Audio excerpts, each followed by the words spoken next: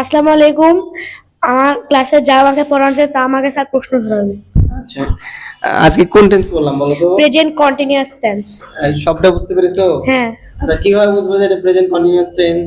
কারণ ক্রিয়া শেষে কি ক্রিয়া থাকবে? বাংলা ক্রিয়ার সাথে তেছি, তেছো, তেচে ইত্যাদি ইত্যাদি থাকে। আচ্ছা, তাহলে আমি পড়িতেছি, এটা কোন টেন্স? পড়িতেছি আই, না, এটা কোন টেন্স? আমি পড়ি আই, এটি প্রেজেন্ট কন্টিনিউয়াস টেন্স। হ্যাঁ, প্রেজেন্ট কন্টিনিউয়াস টেন্স। এবার এটা ট্রান্সলেট করো, আমি পড়িতেছি। I am I am reading. Reading. তুমি পড়িতেছো। You are reading. সে পড়িতেছে। He he is reading. আচ্ছা, তাহলে হি এর সাথে কি হয়? ইজ হয়, ইজ হয়। আর ইউ এর সাথে কি হয়? আর হয়, আর হয়। আই এর সাথে কি হয়? এম হয়। এম হয়। তাহলে আমি খেলিতেছি কি হবে? I am playing. আচ্ছা, তুমি খেলিতেছো কি হবে? You are playing. আচ্ছা, তারপরে হচ্ছে সে খেলিতেছে কি হবে? He he is playing. Good, সুন্দর। হাতে দাও, হাতে দাও।